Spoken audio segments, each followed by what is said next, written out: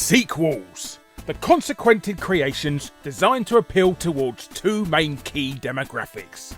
First are the eager games playing public who wants to see more of a certain game, and secondly are money-hungry publishers who want to squeeze every last potential pound from a popular IP. Most of the time when a sequel is released, it's the product of a studio extending or refining the work it did in the game before it. But sometimes a studio begins creating a whole new IP, but then right near the end, they suddenly and arbitrarily slap on the name of a previously known game and call the new title a sequel, even though it was never designed or planned to be that way.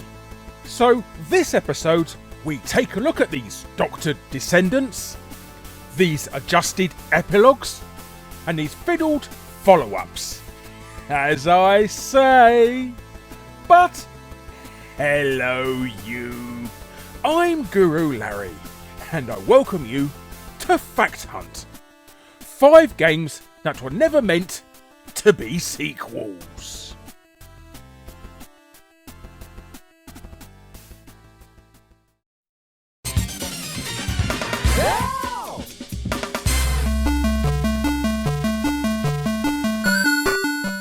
In the late 1980s, ninjas were at the forefront of popular culture.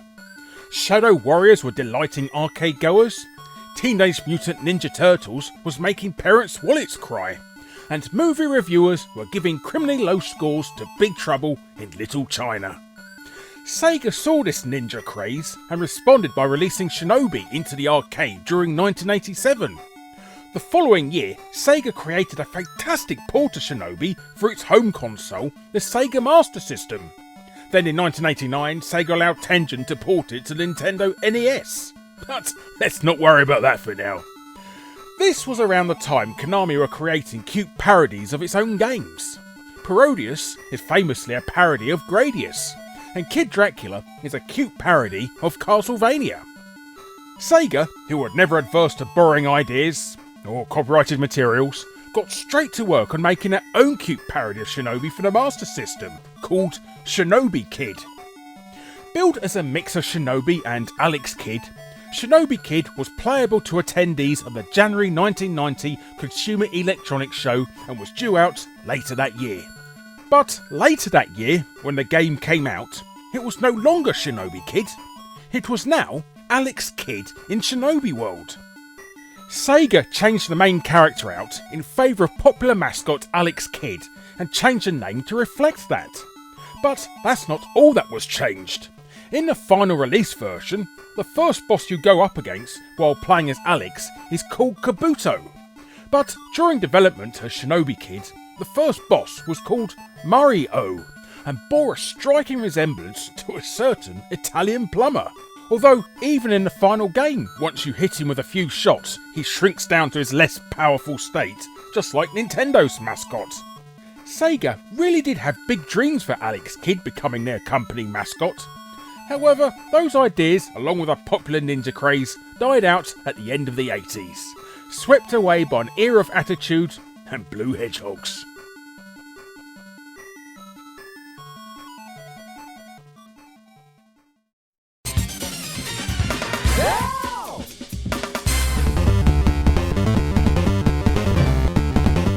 On the NES, the Contra games by Konami were some of the more well-known titles in the system's library. In fact, the first game in the series was so synonymous with Nintendo's machine, there were many gamers who didn't even realise that the title was a port of an arcade game. Although, if you lived in Europe, you wouldn't be playing Contra anyway. You'd be playing the localised version of the game, which is called Probotector. But, to be fair, if you lived in Europe, you were probably playing a Sega Master System and not an NES. Konami followed up with a second game called Super Contra for the Japanese Famicom. Then, for reasons that are still not fully understood to this day, Super Contra got renamed to Super C when it was brought to audiences in America. Europe, however, continued the theme of changing everything to robots and received the game as Probotector 2. And before we move on, I'd just like to point out what a bizarre reverse situation it is that the European version of this game is the one that has the mech robots in, and the Japanese version is the one with army guys in it. Anyway, a couple of years later, Konami were developing a new run-and-gun IP for the Japanese Famicom, called Archound. By the time it was featured in Japanese gaming magazines, the game was all but finished. Promotional artwork was complete, and the screenshots looked polished. But, alas, Archound was never released in Japan, and it was never released to the Sega playing public of Europe either. America, however, did see a release of the game, but not before Konami scribbled over the words Archound and decided it should be called Contraforce instead.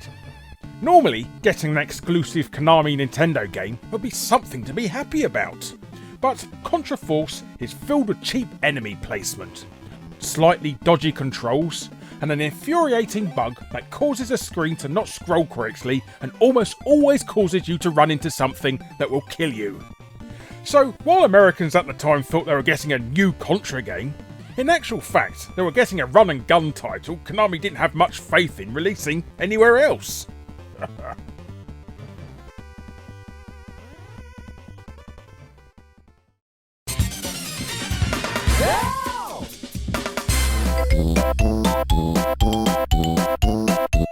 In 1993, LucasArts released the fantastic Zombies Ate My Neighbours, or just Zombies if you lived in the United Kingdom. A fun maze-based shooter that had you running around trying to save the humans while blasting at various zombies and monsters.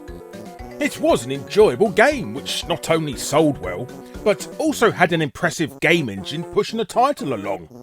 In fact, the Zombies engine was so good, it was also used to power a few other games too. Namely, Big Sky Trooper, Metal Warriors, and a third game being developed by a small Malaysian studio called Motion Pixel. Thanks to LucasArts, this third game, however, changed direction during development and became Ghoul Patrol, the sequel to Zombies Ate My Neighbours. Designer of the first game, Mike Herbert, reported years later that he saw Ghoul Patrol during its development, and it was originally a brand new IP and had nothing to do with Zombies Ate My Neighbours. Maybe someone at LucasArts didn't think the project would sell too well if the game didn't have the zombies name to draw interest from. But whoever that was, they either ruined a perfectly good original game, or managed to find a way to push interest into a game that would have otherwise sank without a trace. Because what we do know is that Ghoul Patrol is an awful game. Hideous level design, a disastrous soundtrack, and dire character control. Which is quite a remarkable feat, as the first game had quick and fluid controls. And Ghoul Patrol literally runs on the same game engine. Ghoul Patrol is worse than the first game in every possible way. And if LucasArts had to slap the Zombies Ate My Neighbours IP on to improve what was being developed, then God only knows what sort of turd would have been released if they didn't.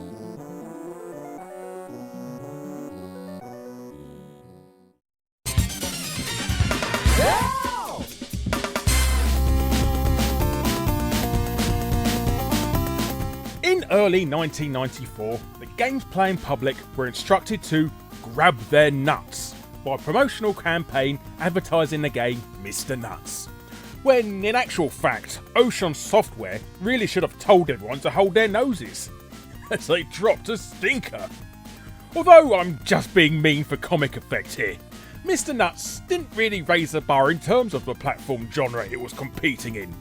It was decent enough, if a somewhat unremarkable game, released at a time when mascot platformers were all the rage.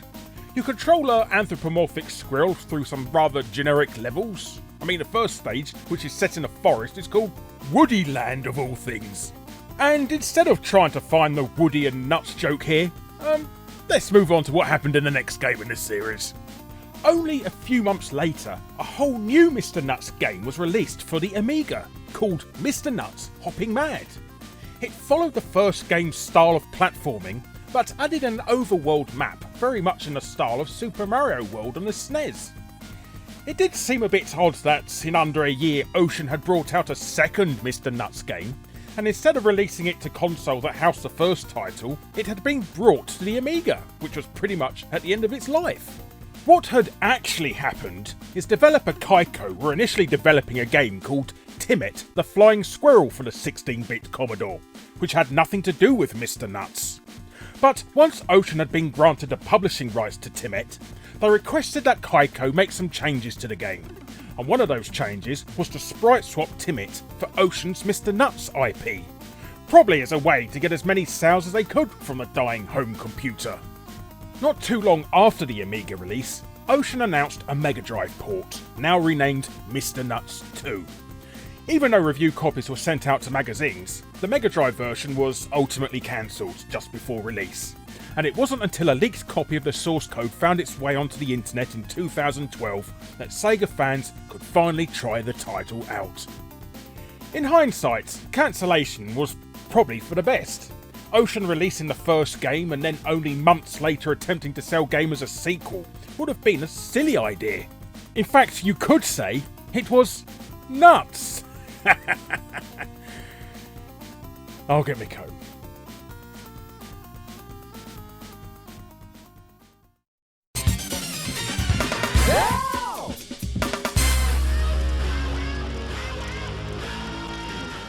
Everyone and their dog knows the original Quake, the next title from id Software after their runaway success with Doom. But unlike the Imp Annihilator before it, Quake was a true three-dimensional polygonal romp through a series of medieval-themed levels. Well, they were all medieval apart from the first of each episode, which used id-based textures, possibly as a way to gently introduce Doom players into the new game. But outside of that, everything was as medieval as Nintendo's attitude towards fan-made games. However, when Quake 2 hit store shelves, the medieval theme was nowhere to be seen, ditched in favour of a more sci-fi aesthetic, which id Software was free to explore now that John Romero had left the company, preferring to curse the world with the development of Daikatana. But it wasn't just a new theme that id Software was looking at, because during development, Quake 2 wasn't even planned to be the sequel to Quake. Tim Willits, the level designer on Quake 2, told PC Gamer that they wanted to make something different, and adopting the name Quake 2 was mainly a convenience due to no one on the development team being able to agree on a name that they all liked. Names like War, Lock and Load and Strog were all considered by the team, but in the end, thankfully Strog was left on the cutting room floor, Quake 2 prevailed, and everyone was happy. Well, until Romero finally did release Daikatana anyway.